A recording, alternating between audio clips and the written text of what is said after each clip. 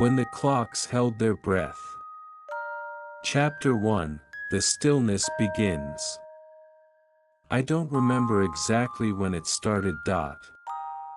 One moment, everything was moving just as it always had, footsteps echoing on the pavement, leaves stirring in the breeze, the soft hum of a city quietly spinning through another ordinary afternoon. And then, nothing. The first thing I noticed was the silence. Not just the absence of noise, but something deeper, like the world itself had taken a breath and forgotten to let it go. Even the wind, which had been playing with my coat, froze mid-laugh. A single leaf hovered in mid-air beside me, suspended as if caught in amber. I stood perfectly still, afraid that if I moved, I'd shatter whatever fragile moment this was. But when I lifted my hand and saw it respond, trembling slightly as I willed my fingers to curl, I understood something that made my heart skip. Time had stopped. And I was still moving. I took a step forward, half expecting the ground to resist, as if it too had been frozen in place.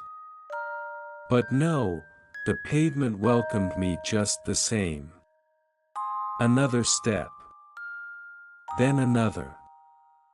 The leaf beside me hung in place, unmoving. The people around me, there were 3 of them on the sidewalk, remained still as statues. One was in the middle of a laugh, mouth open, a coffee cup dangling in midair between her fingers. Another was on his phone, caught mid-step, his coat caught in the air as if caught in a gust that no longer stirred. I whispered, just to test the world. Hello. My voice sounded strange, loud against the stillness. It echoed as though bouncing off invisible walls. There was no response. The sky hadn't changed. The sun hung at a perfect angle, just past its peak. A few clouds floated high above, unmoving, painted like brushstrokes on canvas. I reached out and touched the leaf beside me. It was real. Cold and crisp in my hand. But it didn't fall when I let go, it simply returned to its place in the air, hovering. My heart began to settle. Nothing was wrong. Nothing was right either. Everything was simply paused. I wandered through the streets slowly.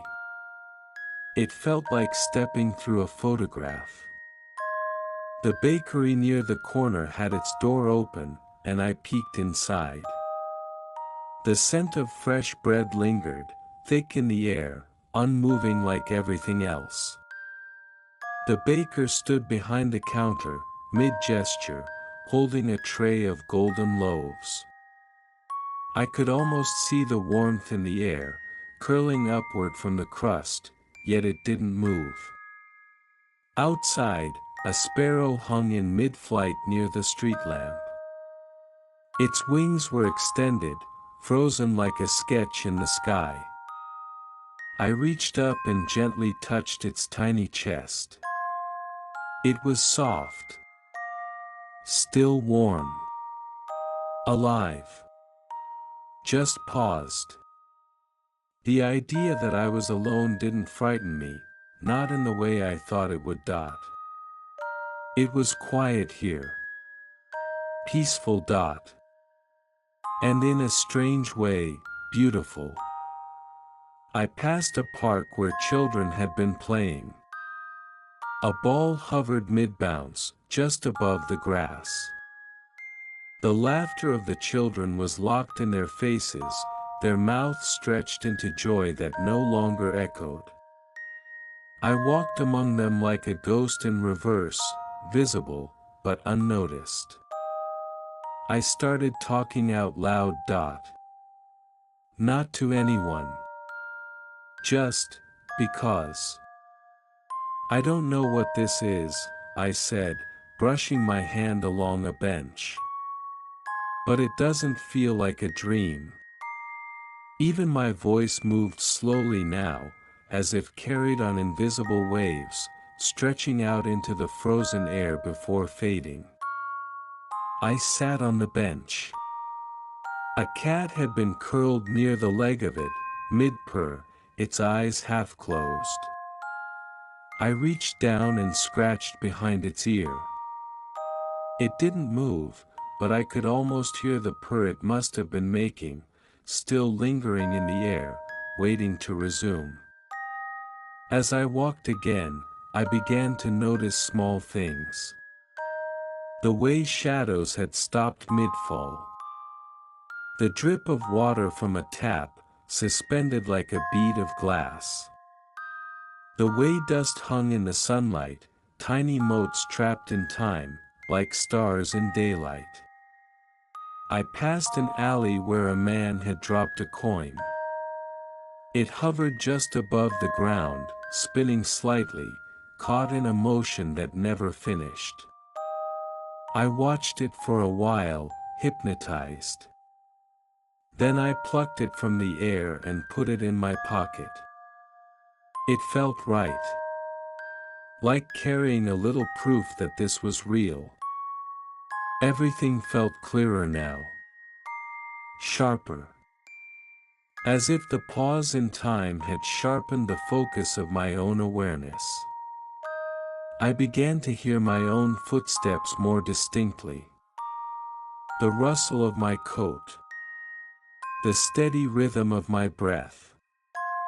And then, far off, so faint I wondered if I imagined it, I heard something else. A hum. Not mechanical, not musical. Just presence. It came from the clock tower near the library. Its hands, I realized, had stopped too. One pointed at 3. The other at 17 minutes past. I climbed the steps, opening the heavy door that creaked even in this stillness. Inside, the ticking had stopped, but the hum grew louder. Not in volume, but in awareness. It was as if the building itself was alive. And it knew I was here.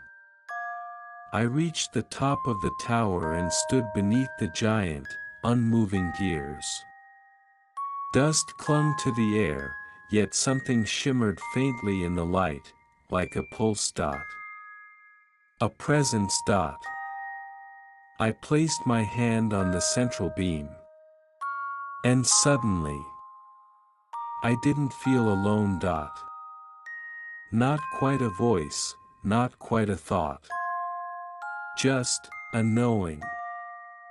I wasn't just moving through time that had stopped.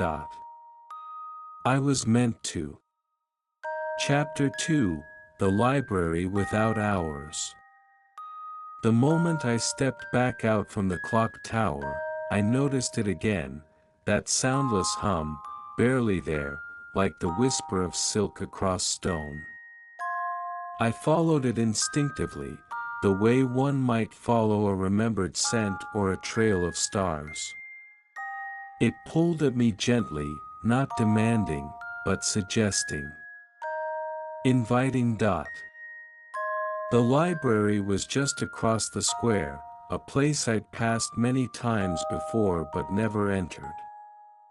It always seemed too quiet, even when the world was alive. Now, it felt like the only place I was meant to be. The great oak doors stood open, paused mid-swing. A breeze must have begun to close them just as time froze. I passed through the gap, my hand brushing against the grain of the wood. It was smooth and cold, like everything else. Inside, the air was different. heavier, perhaps, or richer. It carried a texture, as if filled with memories waiting patiently to be remembered. Books lined the walls from floor to ceiling, their spines colored like the layers of old sediment, deep reds, faded greens, aged blues. A few had fallen, captured in motion midair like birds gliding between shelves. I caught one before it could land, though of course it never would have. Its title read, The Atlas of Forgotten Moments. I opened it slowly. The pages turned as though breathing, whispering stories that made no sound. I could see the words, but I didn't need to read them. Somehow, the meanings floated up around me, like mist rising from the ground. The book was alive. Or perhaps, the whole library was. I wandered the aisles, my footsteps muffled by the thick velvet carpet beneath. The silence here felt different than outside. More purposeful. Like the hush inside a chapel or an old memory. Then I noticed something else. A chair, pulled out just slightly from a desk.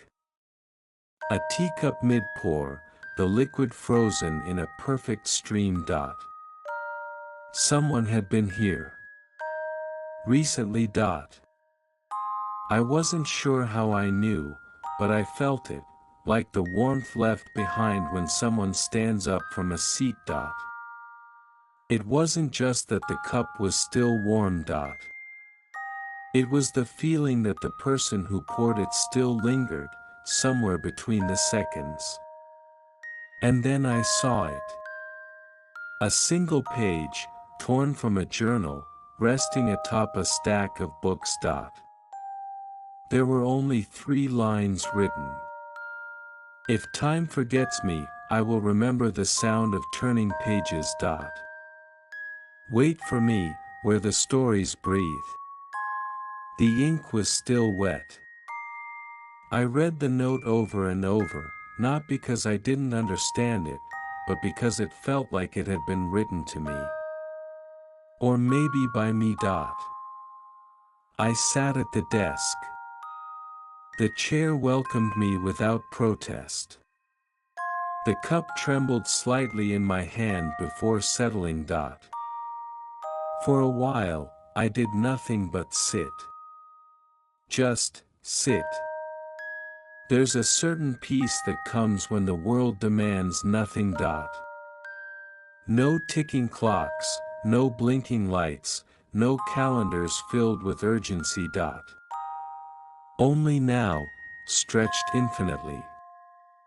Eventually, I stood again and began to explore deeper into the library. As I passed a row of high windows, I saw the light hadn't shifted at all.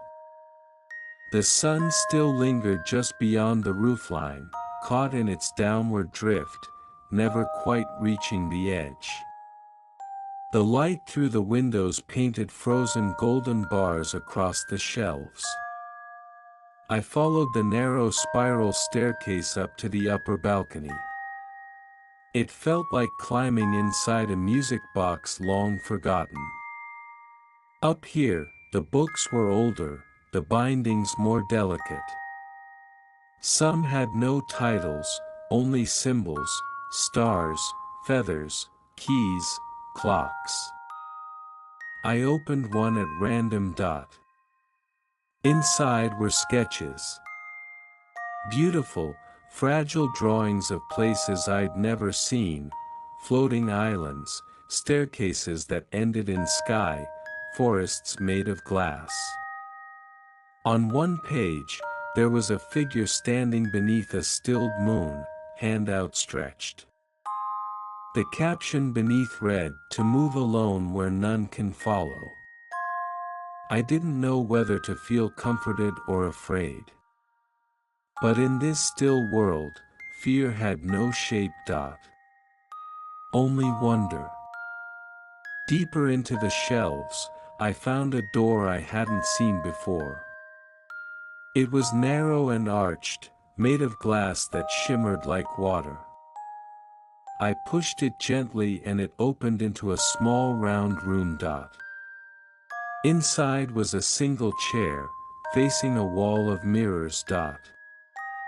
I saw myself in them, at first. But as I stepped closer, the reflections didn't follow. Instead, they showed other versions of the room. Other versions of me. In one, I was holding a different book. In another, I was older. One mirror showed me asleep in the chair. Peaceful. Still. I didn't try to understand it. There was no need. I reached out and touched the glass. It felt warm, like skin. A breath moved across it, though I didn't know if it came from me. And then, faintly, I heard it again. That hum. This time, it came from behind the mirrors. I turned, expecting nothing. But there it was, another door. Smaller. Wooden.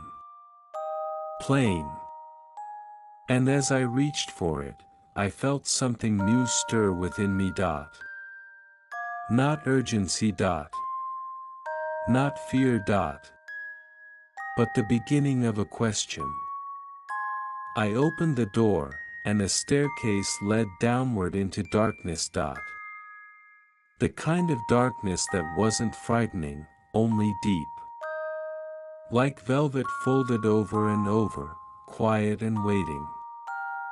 I stepped carefully, each step muffled, until I emerged into a circular chamber. There, in the center, stood a pendulum. It wasn't moving. But it wasn't still, either. It could move. It wanted to move. I reached out and placed a hand against it. A soft vibration met my palm. Not sound. Not motion. Potential. The hum returned, closer now. Not a sound, but an awareness. Something ancient. Something patient. I closed my eyes. Not to escape, but to listen. To be still with it. To match its rhythm. And as I did, I felt it again. The world wasn't broken. It wasn't lost. It was simply waiting. Chapter 3, The Garden Beneath the Moment. When I opened my eyes again, the pendulum was gone. Or perhaps it had never been there. The circular chamber had shifted. Where once had been stone and shadow, now there was grass beneath my feet. Soft and damp, like the earth just after rain. Overhead, the ceiling had become sky, faint and bluish, not like noon or night, but some gentle in-between. The walls were no longer walls at all, but hedges curving upward, impossibly tall and whispering with leaves that did not rustle. I stepped forward slowly, and the grass responded underfoot, releasing a quiet sigh. Ahead, a garden stretched in all directions, blooming with impossible flowers, petals shaped like clocks, vines woven into spiral staircases, blossoms that changed color as I looked at them. Time had not resumed. But something else had begun. There was a bench nestled beneath a tree with silver bark. I sat there for a while, letting my thoughts drift with the air that never quite moved. A dragonfly hovered in place nearby, caught between flutters, wings caught mid-stroke like panes of glass. From where I sat, I could see a path unfold, lined with stones that seemed to glow faintly. Each stone bore a symbol, an hourglass, a bell, a feather, an eye. I chose the path not because I knew where it led, but because it felt like it had been waiting for someone to walk it again. As I walked, the flowers turned their faces toward me, not in movement, but in awareness. They knew I was here. Or maybe, I was the first breath the garden had taken in an age. There were no birdsong, no insects buzzing, no footfalls other than my own. And yet, I didn't feel alone. I passed under an arch of woven vines. Hanging from it were timepieces, pocket watches, hourglasses, sundials, even cuckoo clocks, all unmoving. Their hands pointed in every direction, as if no longer agreeing on the meaning of now. I touched one of the pocket watches gently. It was warm. A little tag was attached to it by ribbon, and it read, "Borrowed time, please return when finished." I smiled. Not because it was funny, but because it made sense in a world where clocks stopped breathing. Further down the path, I came to a pond. The surface was mirror smooth, perfectly still, reflecting not the sky above but something deeper. I leaned in. What I saw in the water wasn't my reflection. It was memories. Mine, but softened. I saw myself as a child, sitting in the grass at dusk, counting stars before I knew their names. I saw the moment I first stayed awake through the night, waiting for something that never arrived.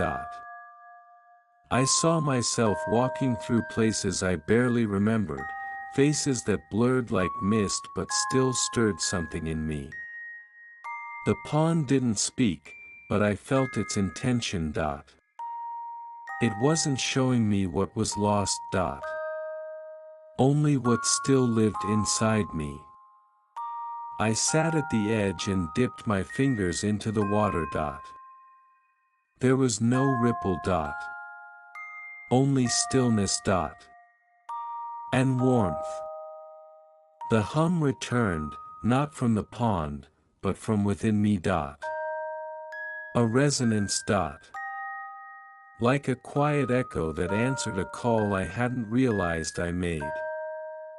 I lay back in the grass.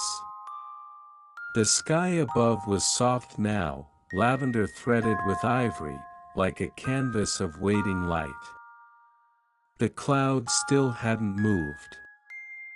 But I imagined they would, one day. Not because the world would remember to move, but because I had learned how to carry stillness with me. Time was no longer something I followed. It was something I walked beside. Sometimes just ahead. Sometimes just behind. I rose from the grass and found that the path had changed. Now it led toward a gate, delicate, wrought iron twisted into impossible spirals. It stood open, even though there were no hands to open it. Beyond it lay a bridge made of glass, suspended over nothing at all. I stepped onto the bridge. Each step beneath my feet glowed softly, illuminating a path that shimmered like starlight. Below, there was no ground.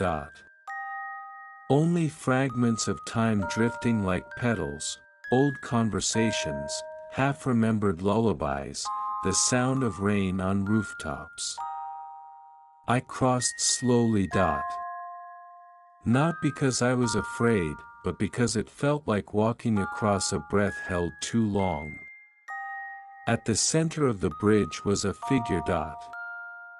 Not a person, not exactly. A shape, carved of absence and possibility. It didn't speak. But I felt it welcome me. I didn't ask who or what it was. Some truths don't require questions. It stepped aside, and as I passed, I felt it place something in my hand.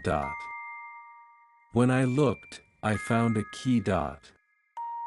Small. Simple. Unlabeled. But I knew, it wasn't meant to open something. It was meant to remind me that some doors are always there, waiting to be seen. I crossed the bridge and stepped into another archway. This time, the garden opened into a space that shimmered with golden dust. It wasn't a place I could describe. Not with words. Only with breath. And as I breathed in, I realized the world had never truly stopped. It had only paused long enough for me to hear myself again. Chapter 4: The Room of Forgotten Bells. The golden dust lingered on my shoulders, light as silence, warm as memory. I stood at the threshold of a space I couldn't describe, not because it was vast or strange, but because it felt familiar in a way I couldn't explain. Like a place I'd dreamed about long ago and never quite forgotten. The air here shimmered faintly, as if filled with suspended sighs. And there was a sound, for the first time in what felt like forever, a note. Singular. Barely audible. It rang out softly, like the echo of a bell that had once rung but had been waiting all this time to be heard again. The path before me was no longer stone or grass, but a corridor made of old wood and dust-laced air. Framed portraits hung on the walls, not of people, but of moments, a candle mid-flicker. A staircase winding into mist. A feather caught mid-fall. Each frame shimmered, as if remembering. I moved slowly, letting my fingers brush against the edges. Some were warm. Others cold. Each one seemed to recognize me. Or perhaps I simply recognized them. At the corridor's end stood a door unlike any I had seen so far. Tall, circular, and carved with spirals that seemed to move even as I stood still. I didn't knock. I didn't need to. The door opened inward with a soft breath of dust. And I stepped into the room of forgotten bells. It was vast. Lined from floor to ceiling with bells of every shape and kind, some made of brass, others of glass, some the size of teacups, others towering over me. And not one of them moved. Yet the room was filled with the presence of sound. Not the noise itself, but the memory of it.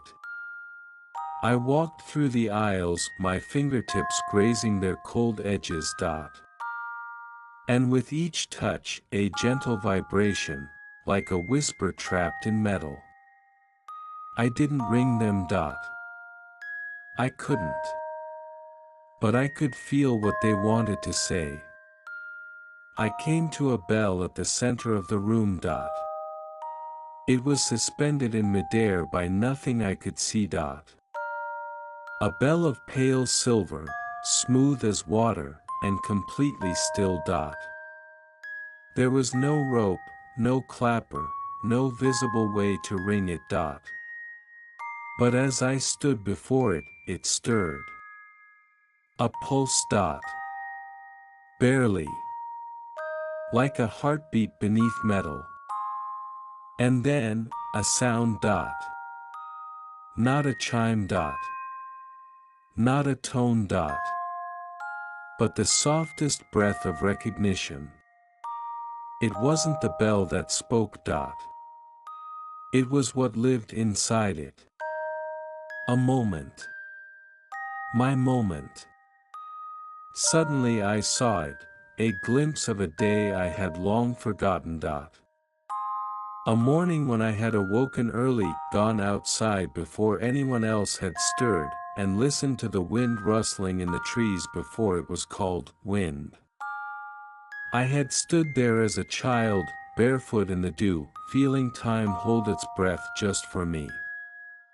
And now, here I was again, surrounded by bells that remembered. Not just my memories, but everyone's. Every quiet moment too small to be named, every silent feeling that never found a word. This room had kept them all. And I, somehow, was allowed to walk among them. I sat beneath the silver bell, cross-legged on the polished wood floor. The dust sparkled faintly around me, like stars suspended mid-blink. I didn't need answers. Only presence. There was a peace in knowing that even forgotten things were never truly lost. They just waited, quietly, in rooms like this, for someone to remember them again.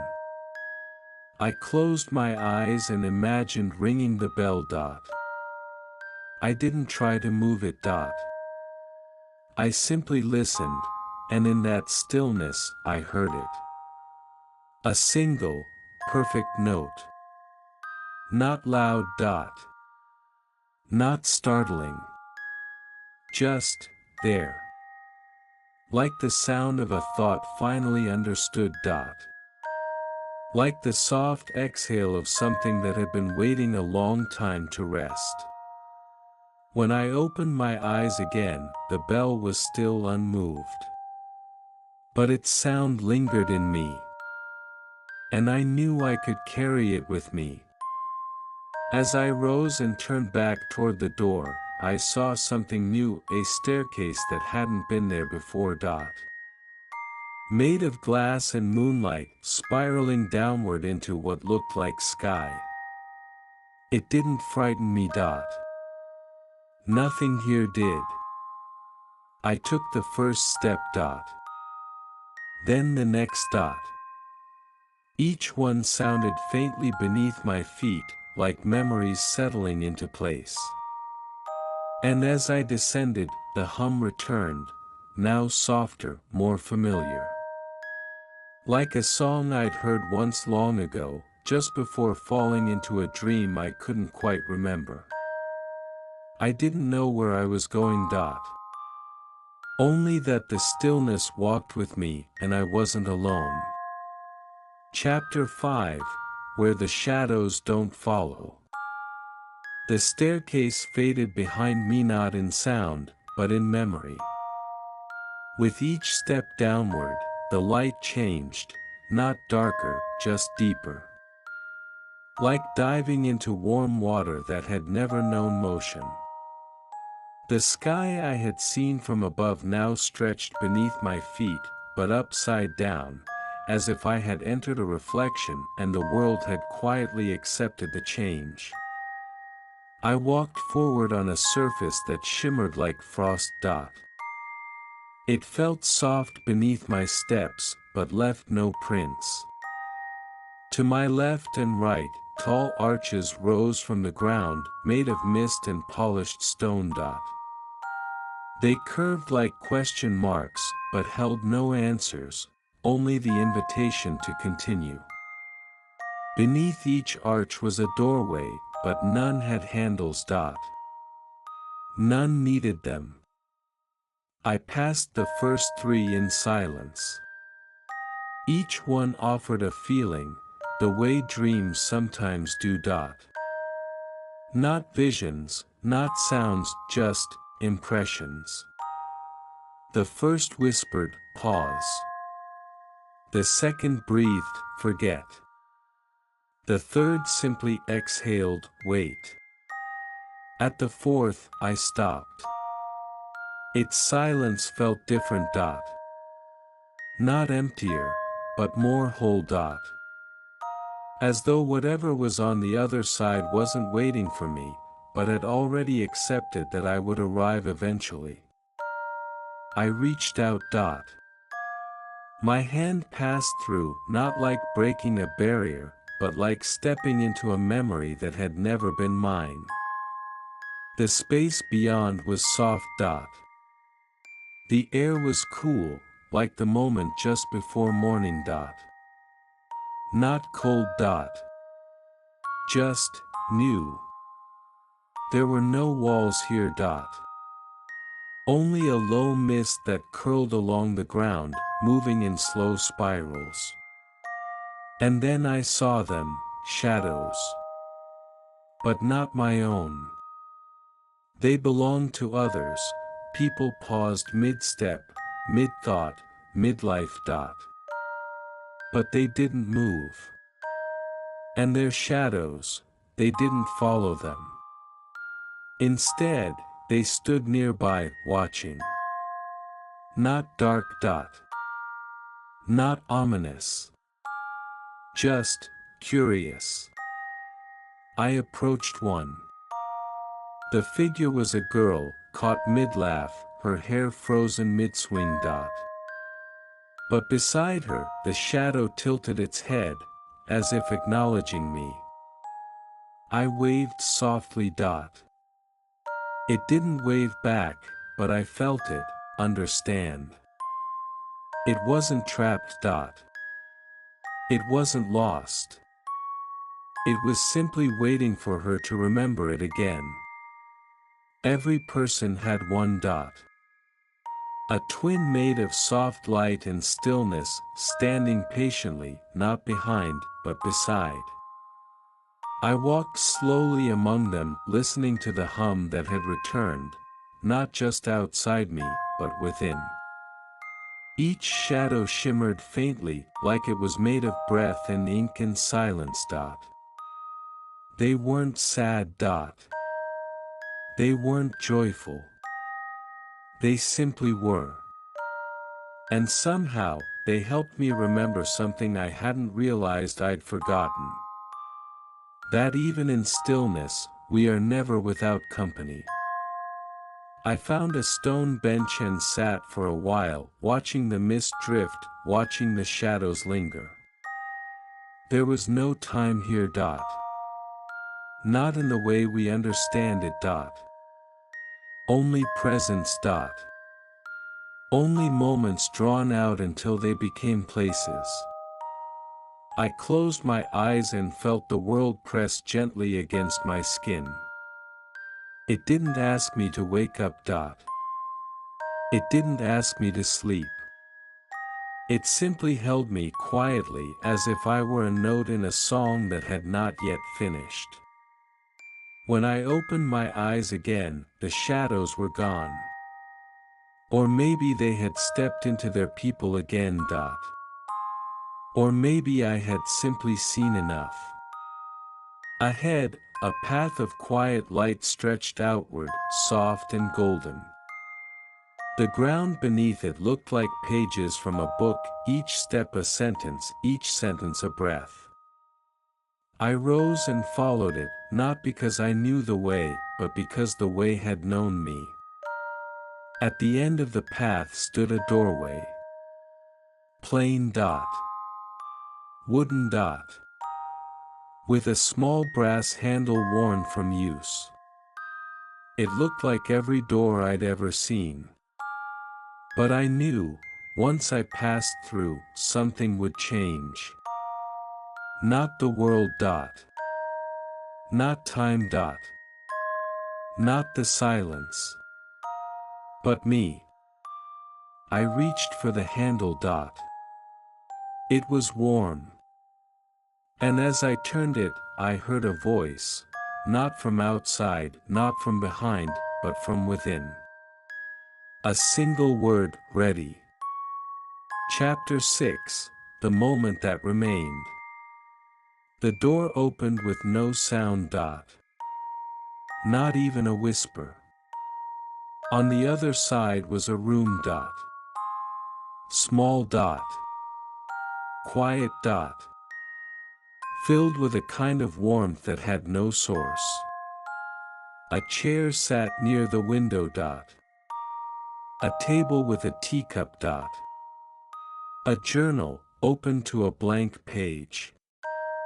There was no clock. No calendar.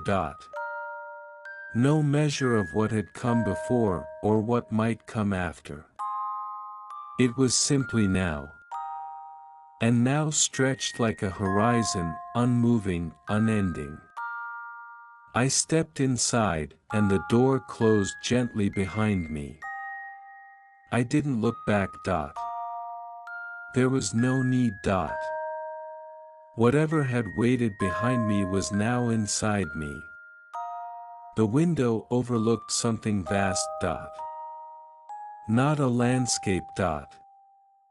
Not a city. But a sea of stillness. Its surface shimmered with soft light, like candle glow floating on velvet. And above it, a sky where nothing moved, and yet everything waited. I sat in a chair. It welcomed me without effort. The journal called gently. Not urgently. Just, patiently. I picked up the pen. It was warm in my hand. Balanced. I didn't know what to write, but my hand began to move. And the words came slowly, as if they had been waiting for this page since before I arrived. The clocks did not betray me. They simply paused to let me listen. I kept writing. Not a story. Not a letter. Just presence. Each word a breath. Each line a pause. Each sentence a kind of heartbeat. And with each stroke of the pen, the world outside the window shifted, not in movement, but in light. The sky deepened. The stillness softened. And I realized, I had not been wandering. I had been becoming. A gentle breeze brushed through the room, though there was no open window. The teacup on the table was full now. Still. Steaming slightly. I took a sip. The warmth moved through me, unrushed. Unspoken. Unlost. I stood from the chair and walked to the far side of the room. There, on the wall, was a mirror. But it didn't show me as I was. Not quite. It showed me paused, just before I stepped into this world. Still. Unknowing. Open. And behind me in the reflection, 1,000 moments held in the palms of time, glowing softly like lanterns set adrift on a still lake. Each one was a version of me. Each one was still waiting. And I understood something I hadn't known how to ask, that stillness was never absence. It was invitation. To notice. To rest. To be. I walked to the door again. It opened without sound. This time, there was no threshold. No path. No ground. Only sky. But not above, everywhere. It shimmered like memory, like silence with weight, like time itself exhaling. I stepped into it, and there was no falling dot. No flying dot. Just, floating. Held gently by the breath of a world that no longer needed to move to be alive. Around me moments bloomed like petals, a hand held, a whisper given, thought remembered, a laugh that had never been shared but always belonged. And I became part of it. Not a part dot. Not beyond dot. Just, within. I closed my eyes. And the world, for the first time, did not stop. It simply stayed. With me.